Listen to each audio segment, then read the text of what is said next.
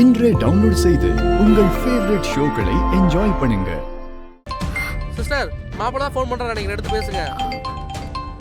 இல்ல, இது அவர் அண்ணன் திவாகர் நம்பர்.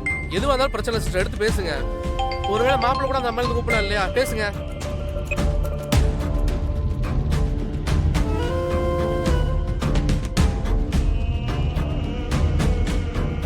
ஹலோ,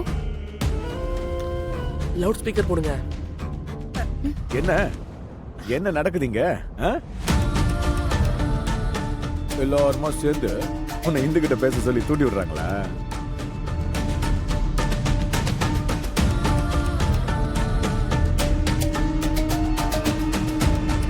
இல்ல தம்பி, சும்மாதான் பேசிட்டு இருந்தோம். இன்னைக்கு அவன் தாலியை கட்ட மாட்டான்னு சொன்னது உங்களுக்கு எல்லாம் ஒரே சந்தோஷம் தான் இல்ல?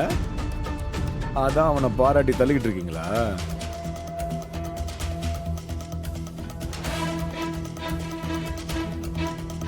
உன்னை பார்த்து ஒரு முக்கியமான விஷயம் பேசிட்டு போலான்னு வந்தேன். சொல்லுங்கண்ணா, என்ன விஷயம்? நீ தாலியை கழட்ட மாட்டேன்னு சொன்னது ஆரம்பத்துல எங்க பேச்ச மீறின மாதிரி எனக்கு ஒரு வருத்தம் இருந்தாலும், இன்னொரு பக்கம் அண்ணன் உன் மேல மதிப்பு மரியாதையும் வச்சிருக்காரு. அதனால நீ சொன்னதை புரிஞ்சுக்கிட்டு அவரு உன்னோட முடிவுக்கு மதிப்பு கொடுக்கணும்னு நினைக்கிறாரு. அத நானும் புரிஞ்சுட்டேன்னு வச்சுக்கேன்.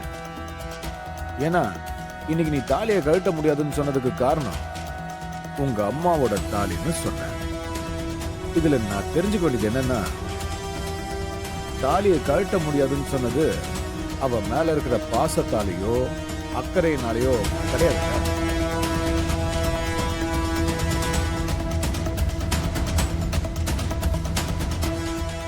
உங்க அம்மா ஞாபகமா இருக்கிற அந்த தாலியை கழட்டினா அவங்க உன்னை மன்னிக்க மாட்டாங்கன்ற ஒரே காரணத்தினால தானே? அதை மட்டும் தெளிவு பண்ணிட்டு அதை கேட்கறதுக்காக தான் நான் இவ்வளவு தூரம் வந்தேன். சொல்ற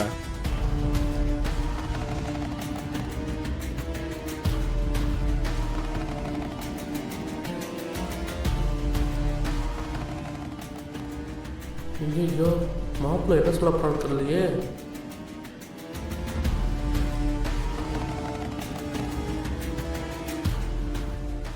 படுபாவி, எப்படியெல்லாம் கேள்வி கேட்குறா? சி, நீ தைரியமா சொல்லு கண்ணா. இந்துவா உனக்கு பிடிச்சிருக்கு, அதனால தான் தாலியை கழட்டலைன்னு சொல்லு கண்ணா. இப்பவே மொத்தத்தையும் போட்டு உடச்சிடு.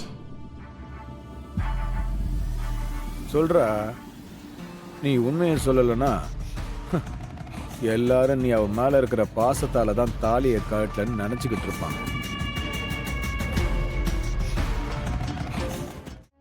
ஏய், உங்க அம்மா மேல இருக்கிற பாசத்தால தான் அதை எடுக்காம விட்டுட்டேன்னு எனக்கு மட்டும்தான் தெரியும். அத திரும்பவும் உன் வாயால ஒரு தடவை கேட்டுட்டு போகலாம் தான் கர்ணா வந்தேன். டேய் கர்ணா, ஒரே ஒரு தடவை சொல்ற, சொல்லு பார்க்கலாம்.